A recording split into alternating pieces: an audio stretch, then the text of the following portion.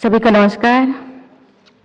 वर्ष 2021 और 2022 के लिए दिव्यांगजनों के सशक्तिकरण हेतु राष्ट्रीय पुरस्कारों की प्रस्तुति के अवसर पर उपस्थित सामाजिक न्याय और अधिकारिता मंत्री डॉक्टर वीरेंद्र कुमार जी, सामाजिक न्याय और अधिकारिता राज्य मंत्री श्री रामदास अठावले जी, सुश्री प्रतिमा भौमिक जी, विभागीय सचिव श्री राजेश अग्रवाल जी, गणमान्य अतिथियों, देवियों, स्वजनों और प्यारे प्यारे दिव्यांग भाइयों और बहनों, आप सभी को मेरा प्यार भरा नमस्कार। आज अंतर्राष्ट्रीय दिव्यांगजन दिवस के अवसर पर दिव्यांगजनों के सशक्तिकरण क्षेत्र में उत्कृष्ट योगदान हेतु राष्ट्रीय पुरस्कार प्रदान करने के लिए आपके बीच उपस्थित होकर मुझे बेहद प्रसन्नता हुई है।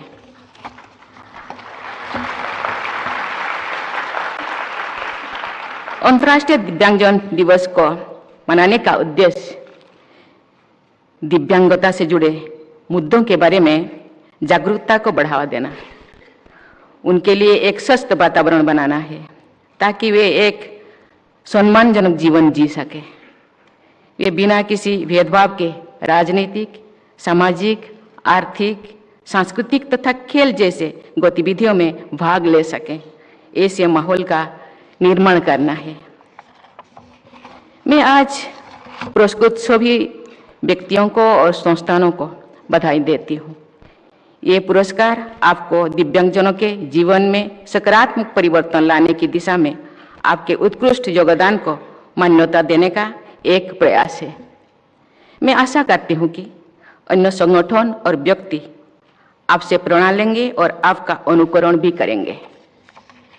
देवियों और स्वजनों, संयुक्त राष्ट्र के आकलन के अनुसार पूरे विश्व में 100 करोड़ से अधिक दिव्यांगजन है, यानी विश्व में लगभग हर 8वां व्यक्ति किसी न किसी रूप में दिव्यांगजन है। भारत की भी 2% से अधिक आबादी यानी 2.5 करोड़ से अधिक लोग दिव्यांगजन है। ये संभव है कि आप में से हर कोई किसी न किसी रूप में एक दिव्यांगजन से परिचित होंगे, उससे जुड़ा हुआ होंगे। इसे ये सुनिश्चित करना हम सब का पूरे या समाज का दिव्यांग बनता है कि दायित्व बनता है कि सभी दिव्यांगजन स्वतंत्र रूप से एक गरिमामय जीवन व्यतीत कर सकें।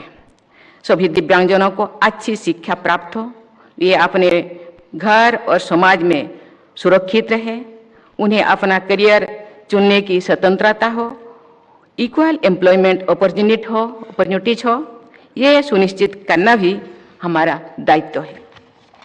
देवियों और स्वजनों, भारतीय संस्कृति और परंपरा में डिसेबिलिटी को ज्ञान अर्जन और उत्कृष्टता प्राप्त करने में कभी भी बाधा नहीं माना गया है। आप सबने ऋषि अष्टावक्र की कहानी सुनी होगी। उन्हें अष्टावक्र इसीलिए कहा जाता है क्योंकि उनका शरीर 8 जगह से टेढ़ा था। वे एक तेजस्वी बालक थे। अल्प आयु में ही वे एक असाधारण विद्वान बन गए थे। ऋषि अष्टावक्र ने अनेक चुनौतियों के बावजूद अपने ज्ञान और दर्शन से समाज को प्रकाशित किया। उन्होंने अष्टावक्र गीता और अष्टावक्र संहिता जैसे महत्वपूर्ण ग्रंथों की रचना भी की थी। इसी तरह भक्ति साहित्य में महान कवि सूरदास भारतीय काव्य के गौरव है। उन्होंने जिस तरह नेत्रहीन होते हुए भी राधा कृष्ण के रंग रूप, श्रृंगार और सौंदर्य का सजीव चित्रण किया है, वो किसी नेत्र वाले व्यक्ति के लिए भी बहुत ही कठिन है। उनका बाल्य वर्णन विश्व साहित्य की उपलब्धि है। एक सारगर्भित कथन है कि vision is more important then site. आधुनिक काल में श्री भी महान वैज्ञानिक और शिक्षाविद स्टीफन हॉकिंग ने अपने असाधारण ज्ञान से विज्ञान जगत को नई दिशा प्रदान की है।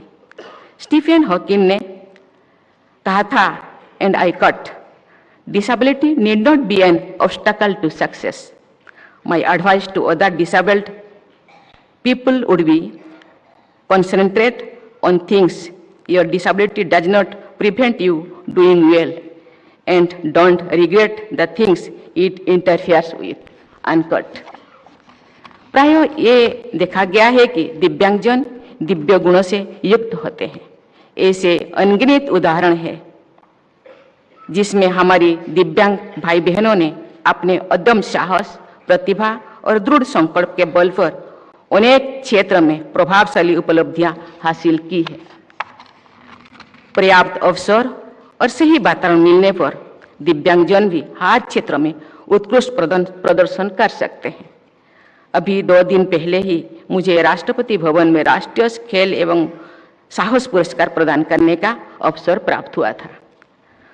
उस पुरस्कार समारोह में मुझे मानसी गिरीशचंद जोशी, तरुण ढिल्लों, स्वप्निल संजय पाटिल और जेरलिन अनिका जे को अर्जुन पुरस्कार से और नीर बहादुर गुरुम को ध्यानचंद पुरस्कार से सम्मानित करने का सौभाग्य मिला। मेरा विचार में इन लोगों की ऊर्जा और सामर्थ्य किसी से भी कम नहीं है। टोक्यो पैरालंपिक्स में भी हमारे पैरा ओलंपियन ने अपना सर्वश्रेष्ठ प्रदर्शन करके इतिहास रचा है और भारत का गौरव बढ़ाया है। मुझे ये जानकर खुशी हो रही कि सरकार द्वारा ग्वालियर में एक दिव्यांग खेल केंद्र की स्थापना की जा रही है। उस केंद्र में दिव्यांग खिलाड़ियों के लिए शिक्षा के साथ साथ उनके प्रशिक्षण के लिए अत्याधुनिक सुविधाएं होंगी ताकि वे राष्ट्रीय और अंतर्राष्ट्रीय मंचों पर प्रतिस्पर्धा कर सके। आधुनिक चिकित्सा प्रणाली में कम आयु में ही दिव्यांगता की पहचान करने, उसका उपचार प्रदान करने और उचित पुनर्वास के लिए प्रौद्योगिकी और पर्याप्त क्षमता उपलब्ध है। मुझे ये जानकर प्रसन्नता हुई है कि केंद्र सरकार ने देश के विभिन्न हिस्सों में अत्याधुनिक सुविधाओं से lace 14 cross disability intervention centres स्थापित किए हैं। मुझे आशा है कि राज्य सरकारें भी इस पहल से प्रेरणा करें और बचपन में ही दिव्यांगता की पहचान करने तथा उसे पूरी करने के लिए अपने अपने राज्यों में इसी तरह की सुविधाएं उपलब्ध कराएंगे। शिक्षा दिव्यांगजनों के सहित प्रत्येक व्यक्ति के सशक्तिकरण की कुंजी है। मेरा मानना है कि शिक्षा में भाषा संबंधी कठिनाई को दूर करने के लिए तथा दिव्यांग बच्चों के लिए शिक्षा को और सुलभ बनाने के लिए हमें टेक्नोलॉजी का अधिक से अधिक उपयोग करना चाहिए। राष्ट्रीय शिक्षा नीति 2020 भी दिव्यांग बच्चों के लिए गुणवत्तापूर्ण शिक्षा के समान अवसर प्रदान करने हेतु सक्षम व्यवस्था की महत्व को रेखांकित करती है। मुझे ये जानकर खुशी हो रही है कि श्रवणबाधित बच्चों के लिए NCERT की कक्षा 1 से 6 की पाठ्य पुस्तकों का इंडियन साइन लैंग्वेज में रूपांतरण पूरा हो चुका है। ये प्रयास श्रवणबाधित विद्यार्थियों को मुख्य धारा की शिक्षा प्रक्रिया में शामिल करने के लिए एक महत्वपूर्ण पहल है। मुझे उम्मीद है कि इससे श्रवणबाधित बच्चों को अध्ययन में सहूलियत होगी। वर्ष 2015 में सुगम्य भारत अभियान की शुरुआत के बाद दिव्यांगजनों के लिए सहायक वातावरण का सृजन करना सरकार के लिए एक प्राथमिकता रही है। दिव्यांगजनों को गरिमामय जीवन व्यतीत करने के लिए अनुकूल सुविधाएं उपलब्ध कराना सरकार के साथ साथ पूरे समाज की भी जिम्मेदारी बनता है, रेस्पॉन्सिबिलिटी बनता है। मैं औद्योगिकी समूहों, निजी संस्थाओं और सिविल सोसाइटी से आग्रह करती हूं कि ये अपने संस्थाओं में बुनियादी ढांचे को दिव्यांगजनों के अनुकूल बनाने के प्रयास करें और उनके सशक्तिकरण का प्रयास करें। दिव्यांगजनों को अत्याधुनिक सहायक यंत्र और उपकरणों का वितरण करना सरकार की प्रमुख प्राथमिकताओं में से एक है। पिछले 8 वर्षों के दौरान सरकार ने 23 लाख से भी अधिक दिव्यांगजनों को ऐसे यंत्र और उपकरण प्रदान किए हैं। मुझे जब मैं बैठी थी, अपना मंत्री वीरेंद्र सिंह जी उन्होंने मुझे बता रहे थे, एक मेला लगा हुआ है, देश के विभिन्न राज्यों से दिव्यांगजन आते हैं, वहाँ खुद के जरूरत के जो भी उपकरण वो लेंगे। पहले भी इस तरह मेला हुआ करता था। मैं उनको बहुत बहुत सराहना करती हूँ, धन्यवाद करती हूँ। उनके विभाग के सभी ऑफिस अधिकारी को भी मैं धन्यवाद देती हूँ। सरकार दिव्यांगजनों का एक राष्ट्रीय डेटाबेस बनाने के लिए यूनिक डिसेबिलिटी आइडेंटिटी कार्ड की परियोजना को लागू कर रही है, जो डिसेबिलिटी सर्टिफिकेशन में सहायक होगी। इसीलिए मैं विभाग को बहुत बहुत धन्यवाद देती हूँ। देवियों और स्वजनों, सरकार दिव्यांगजनों के सशक्तिकरण के लिए अनेक कदम उठा रही है। मेरा मानना है कि उनको सशक्त बनाने के लिए उनमें आत्मविश्वास का संचार करना बहुत जरूरी है। दिव्यांगजनों में भी सामान्य लोगों की तरह ही और कभी कभी उनसे बढ़कर प्रतिभा और क्षमता होती है। जैसे कि हम आपके सामने आप लोगों भी जानते हैं, जैसे कि स्टीफन हॉकिंग हम लोगों के सामने उदाहरण के तौर पे है। उनको आत्मनिर्भर बनाने के लिए सिर्फ उनमें आत्मविश्वास भरने की जरूरत है। मैं समाज के सभी वर्गों से अपील करती हूं कि वे दिव्यांगजनों को आत्मनिर्भर बनाने और जीवन में आगे बढ़ने के लिए प्रेरित करें। मैं इसीलिए जो यहाँ संस्थानों, व्यक्तियों यहाँ उपस्थित है, उनको तो धन्यवाद देना चाहती हूँ। उनके परिवार वर्गों को भी मैं धन्यवाद देना चाहती हूँ, क्योंकि ये दिव्यांगजनों को सहयोग करते हैं और आगे जाने के लिए अपना सामर्थ्य के अनुसार वो प्रयास करते हैं। इसलिए उनको बहुत बहुत बधाई देना।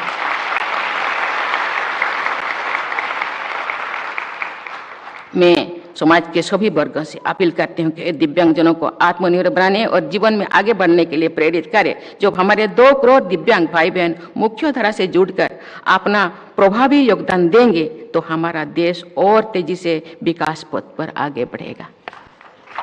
और केवल परिवार के लिए सहयोग या समाज के लिए नहीं, ये देश के लिए भी, देश को सशक्त बनाने के लिए भी ये सहयोग होगा।